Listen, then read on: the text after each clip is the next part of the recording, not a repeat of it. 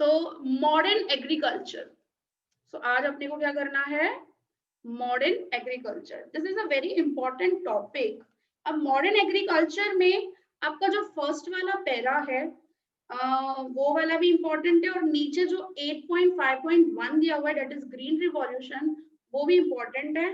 बाकी multiple cropping आपका topic delete है, मैं आपको बता दे रही हूँ।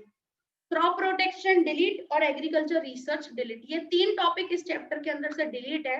अगर आप लर्न नहीं करते हो तो चलेगा, क्योंकि आना तो वाला है नहीं इसमें से, बट फॉर दी नॉलेज मैं पढ़ाऊंगी भाई, क्योंकि आज के टाइम पे किस तरीके से मल्टीपल क्रॉपिंग हो रही है, कौन से फैक्टर्स अफेक्ट होते हैं अभी मल्टीपल क्रॉपिंग करने के लिए, plus modern agriculture, crop protection related, agriculture research कितना ज्यादा और एक्सपांड हुआ है, कौन सी इंस्टीट्यूट इस चीज के ऊपर काम करती है, तो वो आपको नॉलेज होना चाहिए। ठीक है, चलो मॉडर्न एग्रीकल्चर जनरली हम लोग ग्रीन रिवॉल्यूशन भी बोल सकते हैं। तो ग्रीन रिवॉल्यूशन हमारे कंट्री में मिड 1960s के टाइम पे आया हुआ। ठीक है, कब आया था, मिड 1960s के टाइम पे। मैंने आपको बताया था कि इंडिया जब इंडिपेंडेंट हो गया था उसके बाद इंडिया के पास फूड ग्रेन्स की स्कैरसिटी थी, और सबसे main important objective first 5 year plan के अंदर यही रखा गया था कि एटलीस्ट हम लोग फूड ग्रेन्स में तो सेल्फ सफिशिएंट हो जाए ना, उसमें तो हम लोग किसी और कंट्री के ऊपर डिपेंड नहीं रहे। And that is why land related reforms, ये जमींदारी सिस्टम हटाओ, ऐसा सब बहुत कुछ किया गया था। और मिड 1960s में, मतलब 1965 66 में ग्रीन रिवॉल्यूशन ले आए एग्रीकल्चर सेक्टर में। Green revolution, why it can be called as a green revolution, because it is related with agriculture. So agriculture में ग्रीन रिवॉल्यूशन आना मतलब सिंपल सी बात है, जो हम लोग टेक्नोलॉजिकल फैक्टर्स पढ़ते हुए आए सारे के सारे, भाई केमिकल फर्टिलाइजर्स यूज करना, देन पेस्टिसाइड्स यूज करना, जिससे प्रोडक्टिविटी बढ़े, इरिगेशन प्रॉपर होना चाहिए, सॉइल टेस्टिंग होना चाहिए, देन मशीनरीज काफी अच्छे लेवल के हम लोगों को यूज करनी चाहिए, फिर HYV seeds, improve seeds, artificial seeds हम लोगों को यूज करने चाहिए। तो इन्हीं के बारे में यहाँ पे मॉडर्न एग्रीकल्चर में बताया है पूरा का पूरा ग्रीन रिवॉल्यूशन। भले यहाँ पे सेपरेट टॉपिक दिया है लेकिन बात वही कही है। ठीक है, so this is general introduction of modern agriculture. So Indian traditional agriculture use organic manure, seeds, simple plow, bullocks and primary instruments. These instruments give very less productivity and the use of them was unable to satisfy agriculture requirements of the entire nation. And therefore since 1966, देखो यहाँ पे वही चीज बताई है 1966, मैंने वही आपको बताया mid 1960s and mid 1970s, ये दो अलग अलग पीरियड के लिए हुए थे। मिड 1960s में सबसे पहले शुरुआत हुई थी ग्रीन रिवॉल्यूशन की, उसके बाद मिड 1970s में थोड़ा और एक्सपांशन भी किया था इसके अंदर, बट आपको इतना डेप्थ में नहीं बताया है आपके सिलेबस के अंदर।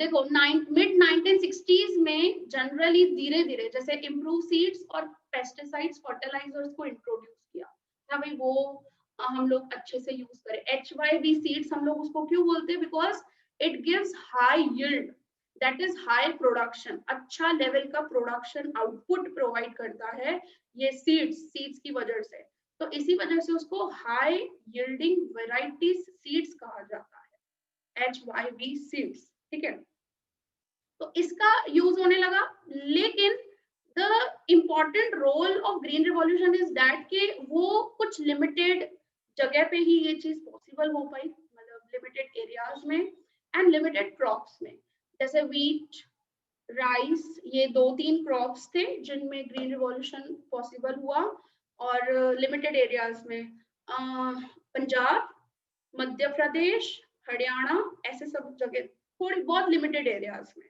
जस्ट इतना सक्सेसफुल, बहुत अच्छा सक्सेसफुल, जो जो एरिया में हम लोग ये ले आए थे ये सब यूज करने लगे हम लोग, सीड्स वगैरह अच्छे लेवल, अच्छे HYV सीड्स, इम्प्रूव सीड्स, काफी अच्छे लेवल पे प्रोडक्शन हुआ था और इंडिया सेल्फ सफिशिएंट हो गया था फूड ग्रेन्स के अंदर, तो काफी अच्छे लेवल पर।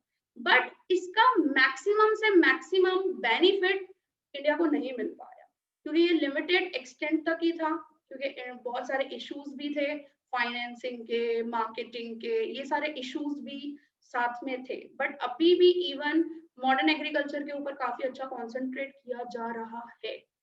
बट यू नो अभी भी हाल बेहाल ही है भाई, कितना भी बोल दो हमारा एग्रीकल्चर सेक्टर।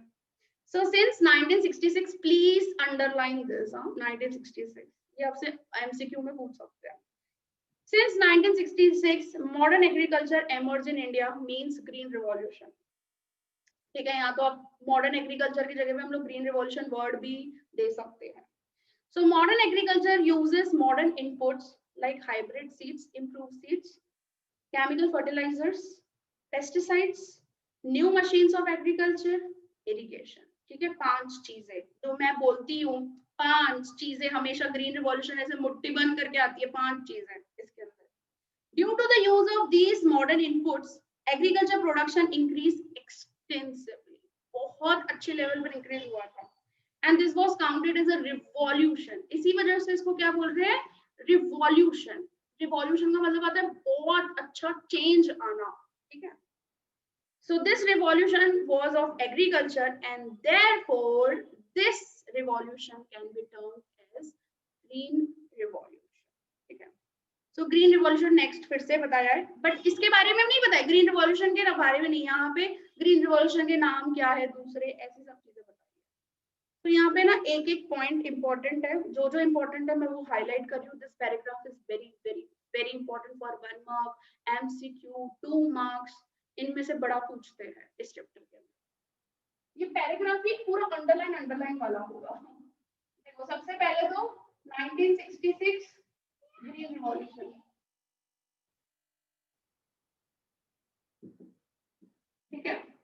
अब दूसरी चीज आएगी यहाँ पे, use of new technology of agriculture started from the year 1960-61 at 7 districts. सबसे पहले जो शुरुआत हुई थी वो शुरुआत हुई थी 1960-61 से 7 डिस्ट्रिक्ट्स के अंदर of India as a pilot project. क्या बोल रहे हैं इसको, as a pilot project. So this known as initially as a IADP, that is Intense Agriculture District Program, that means Intensive Agriculture Program for Districts. So सबसे पहले शुरुआत ऐसे हुई थी कि 1960-61 का एक टाइम चल रहा था, 7 डिस्ट्रिक्ट्स में इस हाइब्रिड सीड्स और ऐसे सब चीजों को यूज किया हम लोगों ने, और उसके बाद धीरे धीरे एक्सपांड हुआ। तो 7 डिस्ट्रिक्ट्स में जिसको कहा गया एज अ पायलट प्रोजेक्ट, या तो उसको क्या कहा गया, IADP, ठीक है। इसका फुल फॉर्म है इंटेंस एग्रीकल्चर डेवलपमेंट प्रोग्राम, नहीं district programme, sorry district programme. तो स्पेशली डिस्ट्रिक्ट्स के लिए था। अब ये चीज आपसे MCQ में पूछी जा सकती है कि कौन से ईयर में पायलट प्रोजेक्ट आया था भाई इंडिया में, और कितने डिस्ट्रिक्ट्स में था, 7 districts. What is the full form of IADP, ऐसा करके भी क्वेश्चन पूछ सकते हैं हम लोग। जैसे मैंने बोल दिया था कि भाई इंटेंस एग्रीकल्चर डेवलपमेंट प्रोग्राम, तो एक ये वाला MCQ हुआ, या फिर इंटेंस एग्रीकल्चर डिस्ट्रिक्ट प्रोग्राम, तो चेंज कर सकते हैं हम लोग। IADP का फुल फॉर्म बड़ा इंपॉर्टेंट है, याद करना, ठीक है। नेक्स्ट चीज बताइए, देखो 2 तरीकों का एग्रीकल्चर प्रोडक्शन होता है, एक एक्सटेंसिव होता है, एक इंटेंसिव होता है। इंटेंसिव मतलब जमीन उतनी है, प्रोडक्शन ज्यादा होगा उस जमीन पे। एक्सटेंसिव मतलब हेक्टर बढ़ गया और दूसरे जमीनों पे भी प्रोडक्शन ज्यादा। तो इंटेंसिव एंड एक्सटेंसिव, ये 2 तरीकों का हम लोग बोल सकते हैं प्रोडक्शन। आपको इतना डीप नहीं बताया है यहाँ पे। So due to the wonderful success of with the passing of time, it was applied to the whole nation. पूरे कंट्री में अप्लाई करने लगे हम लोग। When it was implemented to the nation, और जब ये पूरे नेशन में इस प्रोग्राम को हम लोगों ने सेटअप किया, उसको बोला गया हाई यील्डिंग वैरायटी प्रोग्राम, जिसको इवन ग्रीन रिवॉल्यूशन भी कहा जाता है। सो जब 7 डिस्ट्रिक्ट में शुरू किया था ना, उसको बोला जाता है as a pilot project IADP। लेकिन जब इसी तरीके से पूरे नेशन में इस चीज का अप्लाई होने लगा, अलग अलग स्टेट्स में, यहाँ पे भले लिख रहे हैं कि पूरे स्टेट्स में, बहुत सारे स्टेट्स में अप्लाई, बट ऐसा नहीं हुआ था। मैं रियलिस्टिक बात बता रही हूँ कि पूरे नेशन में ऐसा नहीं हुआ था, किसी किसी जगह पे बहुत अच्छे से सक्सेसफुल हुआ था। हाँ, इतना मैं श्योरिटी बोल सकती हूँ कि ग्रीन रिवॉल्यूशन की वजह से इंडिया फूड ग्रेन्स के अंदर सेल्फ रिलायंस हो गई बिकॉज ऑफ ग्रीन रिवॉल्यूशन।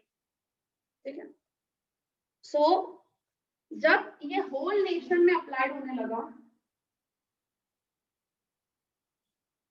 तब इसको बोलने लगे हम लोग HYVP। तो इसका फुल फॉर्म भी आपसे पूछ सकते हैं, हाई यील्डिंग वैरायटीज प्रोग्राम। ठीक है, इसी को हम लोग ग्रीन रिवॉल्यूशन भी बोल सकते हैं। ग्रीन रिवॉल्यूशन के और भी नाम है। पहला यहाँ पे बताया आपको मॉडर्न एग्रीकल्चर टेक्नोलॉजी प्रोग्राम, इसको क्या बोलते हैं, और मॉडर्न एग्रीकल्चर टेक्नोलॉजी प्रोग्राम।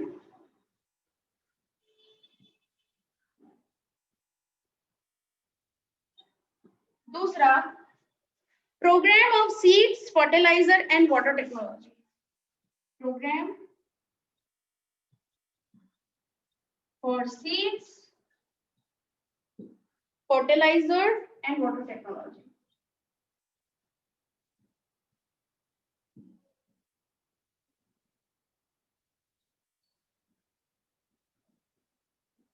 ठीक है, सो ये दो नाम, इसके साथ साथ में आप HYVP भी लिख सकते हो नाम, और आप इवन मॉडर्न एग्रीकल्चर भी लिख सकते हो, समझे।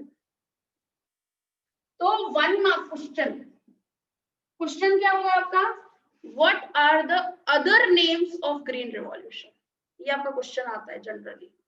तो आप ये दो तो बताओगे ही बताओगे कि मॉडर्न एग्रीकल्चर टेक्नोलॉजी प्रोग्राम और programme for seeds, fertiliser and water technology. इसके साथ साथ में अगर आपको बताना हो एक्स्ट्रा, तो आप HYVP बता सकते हो और मॉडर्न एग्रीकल्चर लिख सकते हो। ठीक है, अगर 2 मार्क में वगैरह पूछ लेते हैं तो इट्स बेटर कि हम लोग सेफर साइड रहे, हमारी मार्क्स कट नहीं हो। ठीक है, लिख देने का ना फटाफट से।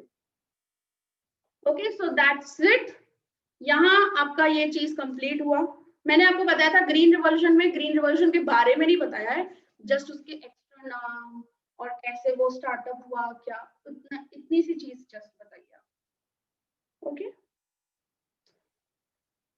ग्रीन रिवॉल्यूशन याद रखना हो तो मिड 1960s 5 चीजें जो मैंने आपको बताई थी, वो बस कंसेप्ट है ग्रीन रिवॉल्यूशन।